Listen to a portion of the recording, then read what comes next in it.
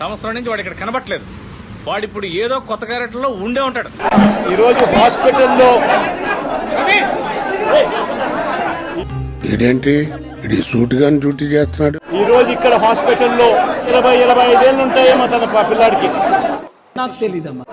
ఆ 20 ఏళ్ల పిల్లాడిని ఆడి ఎక్స్ప్రెషన్ చూసి మోసపోకండి. ఆడి ఫుల్ గా ప్రిపేర్ అయ్యాక యాక్టింగ్ లోకి దిగు. ఎందుకు నిర్దాక్షిణ్యంగా కొట్టారో కూడా తెలియదు.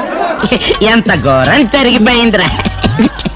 కేవలం ఎన్నికల్లో వైఎస్ఆర్ కాంగ్రెస్ పార్టీకి తరఫున తాను ఓటు వేశాడని వాడి పని చేసుకోవడం కోసం ఎన్ని రంగులు మార్చడానికైనా వాడు సిద్ధం. అతి దారుణంగా అదే పనిగా ఒక వెహికల్లో వచ్చి దారిలో పోతా ఉన్న పిల్లోడిని బైక్ నిర్దాక్షిణ్యంగా కొట్టి బాధపడకండి, అర్థమైన ఎదవలి చూసుకోవడానికి 7 గొడవలు ఉన్నాడు కదా. హాస్పిటల్ పాలు చేస్తా ఉంటే ఏమి సాధిస్తా ఉన్నారు? ఇంతవరకు పులివెందుల్లో ఎప్పుడు ఇలాంటి సాంప్రదాయం లేదు. ఆ మాట నువ్వు చెప్పకూడదు. ఎందుకు చెప్తున్నా? ఆ మాట నువ్వు చెప్పకూడదు. చిన్నానను బెడ్రూమ్ లో బెడ్ పక్కన గొడ్డలతో నరకడం జరిగింది. ఇంతవరకు పులివెందుల్లో ఎప్పుడు ఇలాంటి సాంప్రదాయం లేదు. Matter weak publicity peak, matter weak publicity peak. ఇంతవరకు పులివెందుల్లో ఎప్పుడు ఇలాంటి సాంప్రదాయం లేదు. మస్తు షేడ్స్ ఉన్నారా నీలా?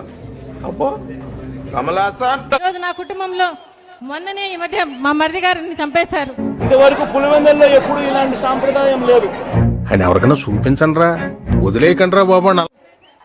20 సంవత్సరాల కిందట రాజారెడ్డి మా మామగారిని రాజారెడ్డి గారిని హత్య చేశారు. విన్నా, అంతా విన్నా. నువ్వేమన్నావో నేను విన్నా, మన పెద్దలు విన్నా. ఓటు వేయని వారిని కొట్టే కార్యక్రమం ఎప్పుడు జరగల. సైతాన్ వేదాలు వల్లిస్తుందా? రాష్ట్ర వ్యాప్తంగా కూడా ఒక భయాందోళన వాతావరణం క్రియేట్ చేయడం కోసం అని రాష్ట్ర వ్యాప్తంగా ఇదే చేయిస్తా ఉన్నారు దగ్గర. ఎంత పిరికి సన్నాసులు సీమలు ఎలాగరా పుట్టారు? చత్తనా కొడకలు. మీరు వేసే ఈ బీజం, చేసే ఈ చెడు సాంప్రదాయం తెలుగుదేశం పార్టీ కార్యకర్తలకి చుట్టుకుంటుంది. ఎంత మదం ఎంత మదం ఎంత మదం. చంద్రబాబు నాయుడు అనుకుంటా ఉన్నాడు, అడు తిరిగి నా మీదగా వస్తాడు అనుకున్నా. నేను చంద్రబాబు నాయుడు గారికి మరొక్కసారి కూడా చెప్తా ఉన్నా, చెడు సాంప్రదాయానికి నాంది పలుకుతా ఉన్నారు. దయచేసి ఆపండి.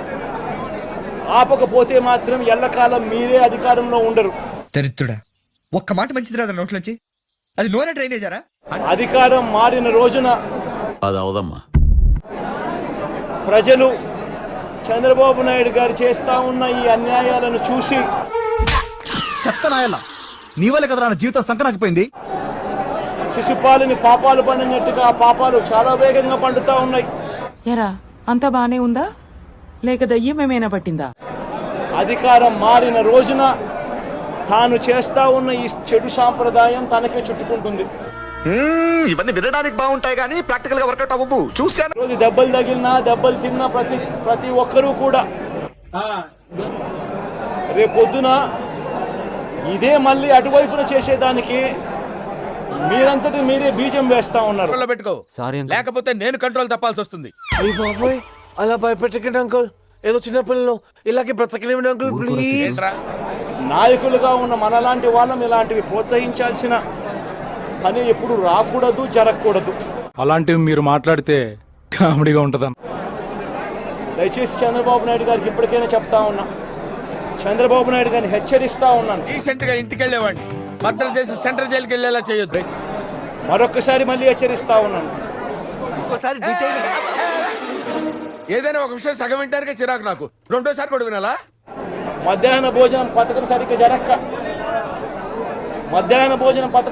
జరగడం లేదు. ఇదింకో అబద్ధమా? సరిగ్గా ఏది వ్యవస్థ అనేది ఏది సరిగ్గా జరగడం లేదు. మరొకసారి చెప్తా ఉన్నా, చెప్పింది వాడు చేయడయ్యా, వాడికి వచ్చిందే చేస్తాడు.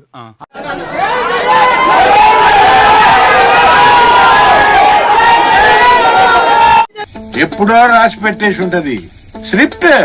వెళ్ళిపోమ్మని రాసి పెట్టుంది, వెళ్ళిపోయింది స్క్రిప్ట్. చూద్దాంలే. చూడటం కాదండి, మీరు చెయ్యాలంతే. సరే, మీరు ట్రై చేస్తారన్నారంటే అది ఓకే అయిపోయిన